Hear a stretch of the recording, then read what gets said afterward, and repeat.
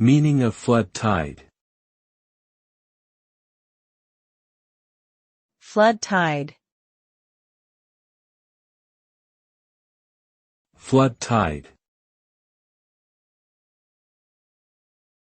Flood tide. Flood tide. Flood tide refers to the rising of seawater level due to the incoming tidal wave. It is a natural occurrence that takes place twice a day, caused by the gravitational pull of the moon and the sun. The result of flood tide is an increase in water depth, which can affect coastal areas by flooding low-lying regions and changing the coastline.